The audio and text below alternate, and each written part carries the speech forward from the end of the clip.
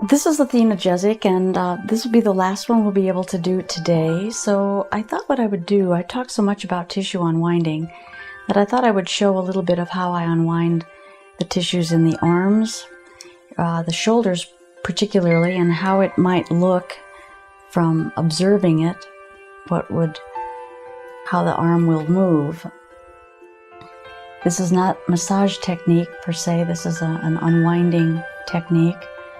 A lot of it is stuff that works for me. I've had some training in it, but a lot of it is just getting your hands on things and finding how it can be best translated. So to start with, what I usually do is get the hands underneath the top of the thoracic vertebrae, like about C7, T1, T2, and across the clavicles here. It's a little bit of an unwinding, just a relaxing thing. There's a diaphragm along there. It can also, it probably would work a little bit better if I got down to probably about T5 or 6, and that my hands spread upward from there, and then holding my hand across the clavicles. And there's just going to be a little bit of relaxation here. This is a hold, very light hold. Just letting the tissues kind of swim around and reorganize themselves. And wait for that to happen.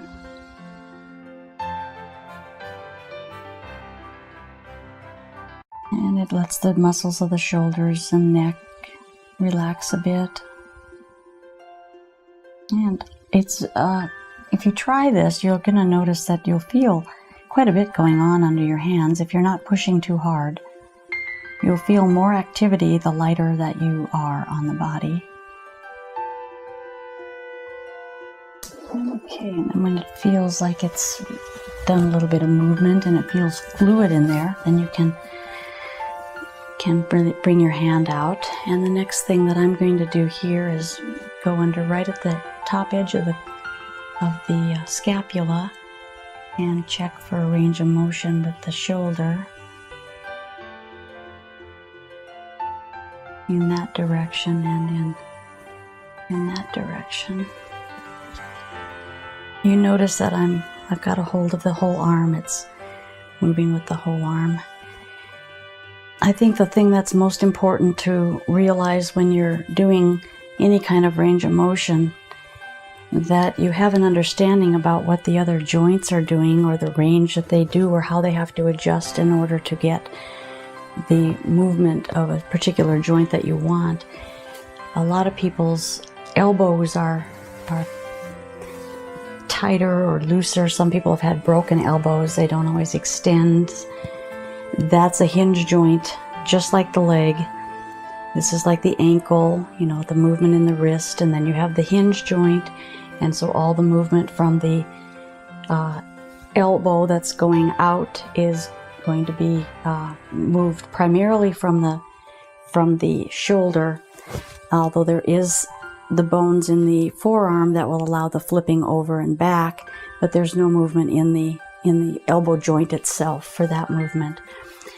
So now that I feel that it's fairly loose and the person on the table isn't fighting the movement, you know, there's always the people that get on the table that want to help you, but it really doesn't help because you want the muscles just totally in a relaxed stage where they're not moving on their own, they're not even helping. What I do here then is I'll do a stretch where I get my hands placed at the wrist and do a full stretch where I'm pulling mostly on the fascial structures, and I'm pulling outward and down, giving a nice stretch this way, pulling up and through.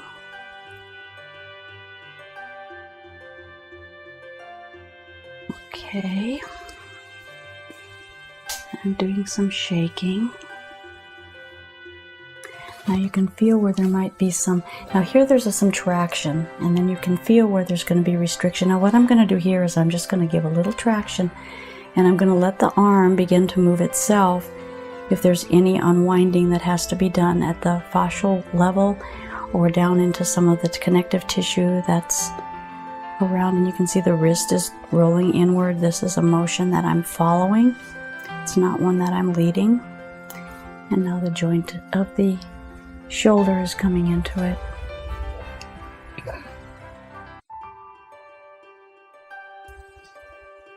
Sometimes I'm doing this with adults in their legs, and it gets very heavy at times for the therapist, so a lot of body mechanics. A lot of times I have people leaning into my body, and my body is actually doing a lot of the movement behind it, because legs can get very heavy, particularly when they're moving into strange patterns. Now this is all pretty much following the movement that her arm needs to do in order to do some unwinding.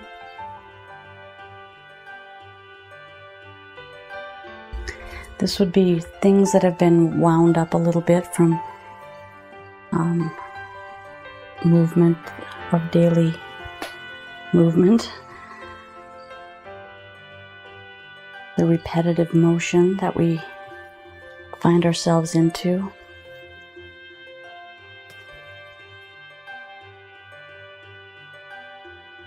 Taking it around. When you get real proficient at this and you know what you're doing, you can actually feel the way that the muscles are gonna take it before it happens. But it's not a leading. You'd never lead, you always follow. And there's not a lot of traction on there, just enough to give a little pull.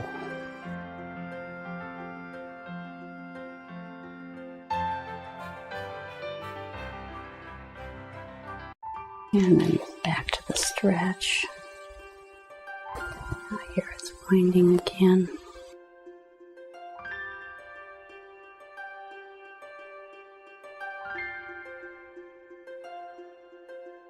And check the clavicle. The muscles are there. Is that okay?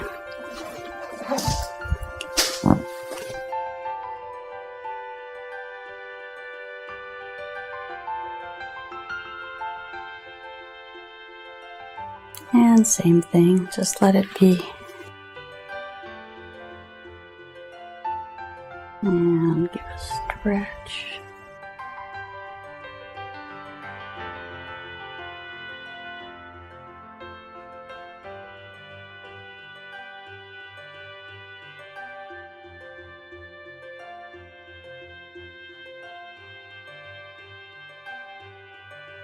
And as you can see, this arm is doing different things than the other arm, which is why it's good to treat the body parts with their own personalities, because they do different things. There's different movements from each side of the body in lifting boxes, in doing computer work. So to do the same exact thing on both sides isn't always going to let things go. The tissue unwinding can also bring in some emotional things. I've seen a lot, especially when the legs and the other parts of the body start getting involved in the unwinding process.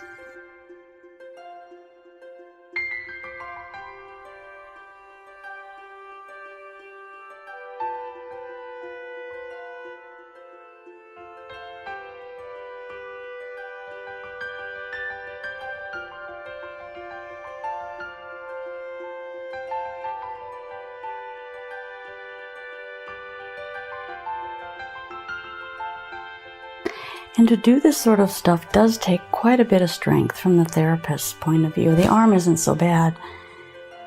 It's not real heavy, although it can be.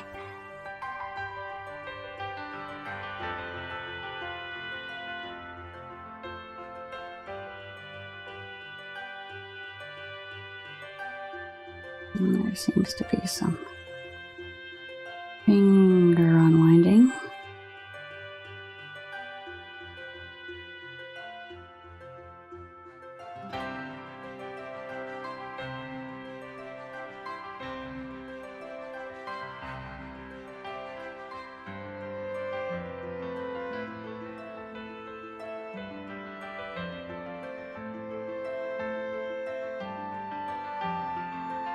Sometimes when you do this, if you're gentle with it, in fact, I felt a little, you'll get some alignment in the wrist bones. It's not an intended alignment, but sometimes just opening it up like that, having a little traction that's a little more forceful, but not much, you'll find that there's oftentimes will give a little pop for you. Okay, and then you can always tell how well these shoulders are doing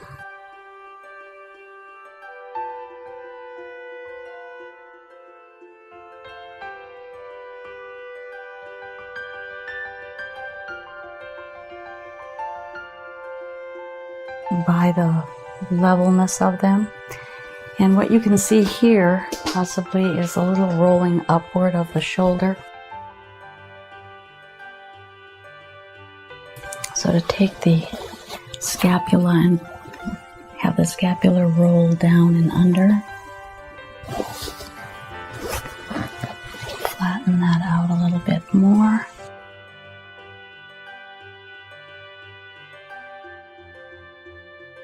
Take the scapula down and under.